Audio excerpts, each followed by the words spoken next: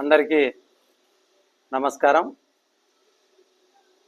ఈరోజు పత్రికా సమావేశం ఏర్పాటు చేయడానికి ఒక ముఖ్యమైన కారణం ఉంది.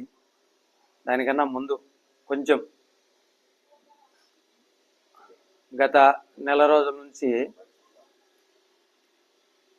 పార్టీలో ముఖ్యంగా కొంతమంది మంచి నాయకులు, ఒక చరిస్మా కలిగిన నాయకులు పార్టీలో చేరుతూ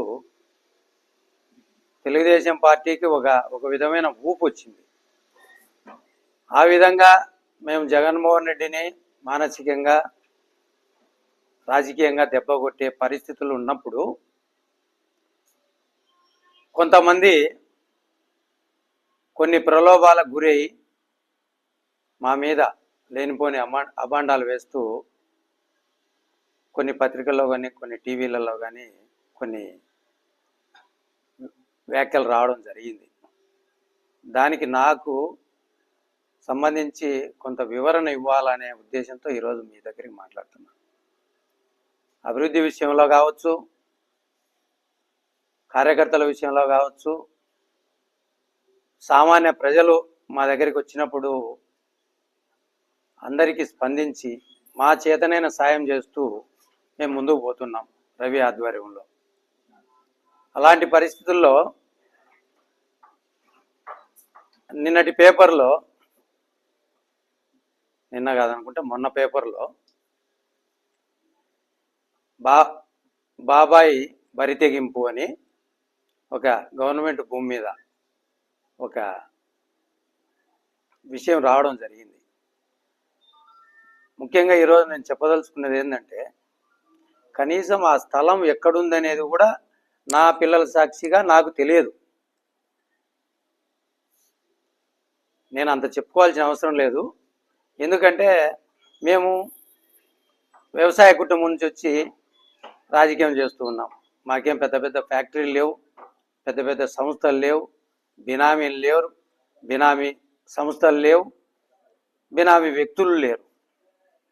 మేము కష్టపడి రాజకీయం చేస్తూ ఒక బలమైన వ్యక్తితో పోరాడుతూ అతన్ని దెబ్బతీసే క్రమంలో ఒక యజ్ఞం జరుగుతూ ఉంటే రాక్షసులు వచ్చి రక్తము మాంస ముద్దలు వేసినట్టు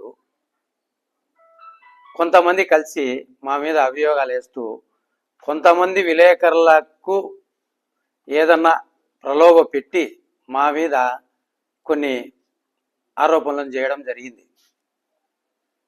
నేను చెప్తున్నాను, కంచె వేశారు, ఏదో సర్వే నెంబర్ చెప్పారు, ఆ సర్వే నెంబరు కంచె వేసినారు, అధికారులను బెదిరిస్తున్నారు, బినామీ పేర్లు పెడుతున్నా ఉంటున్నారు. ఇది వైసీపీ గవర్నమెంట్లో పాడాల వచ్చిన జీవో ప్రొసీడింగ్స్. గంగయ్య అనే వ్యక్తి వర్క్ చేసినట్టు, అక్కడ ఫెన్సింగ్ వేసినట్టు మేము మీకు ఆధారాలు ఇస్తున్నాం. మేము ఫెన్సింగ్ ఎక్కడ వేసాం. ఇంకా రెండోది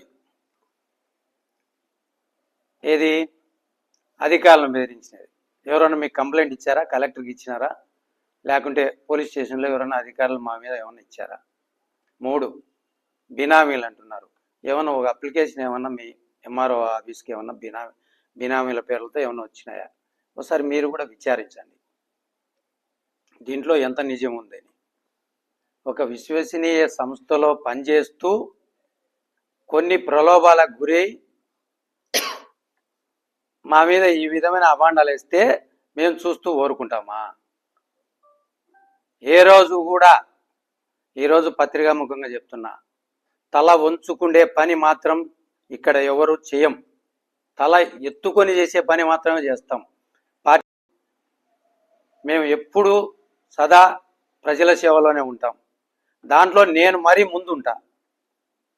ఏ రోజు తప్పు పని చేస్తే కర్మ ఎంటబడుతుంది అని ఎప్పుడు చెప్తూ ఉంటా. నేను దానికి బద్దునై ఉంటా. తర్వాత మొన్న ఏదో ఐ న్యూస్ అంట, ఇక్కడ కూడా ఏం లేదు కదా, ఐ న్యూస్ లేని టీవీలో పెట్టి ఏదో పంచాయతీలు చేస్తాను. అవును, ఏ పంచాయతీలు ఎందుకు చేయం? మీ పని మీద ఏదైనా వస్తే మన విలేకరులు కూడా ఎంతమంది వచ్చారు అన్న, ఈ పని ఏదైనా ఉంటే వాళ్ళకి వీళ్ళకి సమస్య ఉందంటే చేసింటాం. మేమేమన్నా పంచాయతీలు చేసి కబ్జాలు చేసి ఏమన్నా డిస్ట్రిబ్యూట్ ల్యాండ్లో ఏమన్నా మేమేమన్నా బెదిరిస్తున్నామా? మెస్ అంటారు. మెస్ ఆ రోజే చెప్పినా నేను, మా వాళ్ళు ఎందుకు చేసుకోరు అని. దాంట్లో మా వాళ్ళు కొంతమంది దీంట్లో కార్యకర్తలకు దుమ్ము కొట్టినారు. అరే నాయన, మా మీద కాదరా నాయన, వైసీపీ వాళ్ళ మీద పోరాడండి. మీరు సంపాదించుకునే ఆస్తులు దండిగా ఉన్నాయి, బినామీలు ఉన్నాయి. ఎంతమందిని బ్లాక్మెయిల్ చేసి పగులు ఒక పార్టీ, రాత్రికి ఒక పార్టీని ప్రజలందరికీ తెలుసు. మేము మెస్సుల కోసం పోరాడతాం. మైన్స్ ఏదన్నా చట్టబద్ధత కొంచెం అటు ఇటు ఉన్నా అవి కూడా కార్యకర్తలకే ఇస్తాం. అంతకు తప్ప వేరే విధంగా మేమేమి ఆక్రమించుకొని ఇంకోటి పెద్ద పెద్ద భవనాలు ఏమి ఎవరు కట్టలే ఇక్కడ. ఇవన్నీ కూడా పెట్టుకొని మాకు ఈ విధంగా మమ్మల్ని ఇబ్బంది పెట్టే పరిస్థితికి వచ్చారు. దీంట్లో మేము ముఖ్యంగా చెప్పేది ఏంటంటే, మీకు కూడా చెప్తున్నా, ఎక్కడన్నా ఎవరన్నా ఆక్రమించుకున్నారంటే మా వాళ్ళైనా ఇంకోరైనా మీరు పేపర్లో వేయండి, చట్టబద్ధంగా చర్య తీసుకోమని చెప్పండి. కానీ కల్పించి ఈ విధంగా అబాండాలు వేస్తే మేము కూడా చూస్తూ ఊరుకుంటాం. ఎందుకంటే మేము కూడా చట్టబద్ధంగా ఖచ్చితంగా పోతాం దీంట్లో. ఇంకోసారి పొరపాటు జరగకూడదు. మేము చేసే ప్రయత్నంలో మేము విజయం సాధించాలనే ఉద్దేశంతో స్థానిక సంస్థల్లో రేపు ఎల్లుండి మళ్ళీ రేపు వారము అంతా మా నాయకులు, మంచి మంచి నాయకులు ఈ పార్టీలో చేరుతూ ఉన్నారు. ఇవన్నీ కూడా కొంతమంది కంటగింపుగా ఉండవచ్చు. ఇవన్నీ కూడా మీరు ఆలోచన చేయాలి. మీరు కలిసి పనిచేయాలి. మీరు న్యాయానికి, మంచికి సహాయం చేయండి. చెడు వాళ్లకు పొరపాటును కూడా చేయొద్దు, ఎందుకంటే ఇబ్బందులు పడతారు. ఇప్పుడు విషయం తెలియకుండా ఈనాడు పేపరు వేసింది, ఈనాడు పేపర్ చేసింది. కానీ ఈరోజు మేము వాస్తవాలతో మీ ముందుకు వచ్చినాం. వారి మీద కఠినంగా యాజమాన్యం చర్య తీసుకుంటుందని ఆ వ్యక్తులపై మేము ప్రగాఢంగా కోరుతున్నాం. తర్వాత ఆఫీసుకు కూడా పోయి మేము పూర్తిగా ఆధారాలు ఇచ్చి ఆ వ్యక్తి మీద చర్య తీసుకోమని ఖచ్చితంగా కోరుతాం. మేము రాజకీయంగా ఏమైనా చేస్తాం, వ్యక్తిగతంగా మేము ఎప్పుడూ ఎవరి మీదకి పోం. మా మీదకి వచ్చినంత వరకు మేము ఎలాంటి, మాకు అందరూ స్నేహితులేని భావిస్తూ ఉంటాం. మేము స్నేహితులు కాకపోతే మనుషులతో శత్రుత్వం ఎందుకు? ఎవరికైనా కూడా ఆ విధంగానే ముందుకు పోవాలి. మనం అభివృద్ధిలో పోటీ పడండి. ఏదైనా ప్రజలకు మేలు జరిగే దాంట్లో పోటీలు పడండి, సంతోషం. ఇలాంటి తప్పుడు వార్తలు రాయొద్దని కోరుతూ సెలవు తీసుకుంటాం.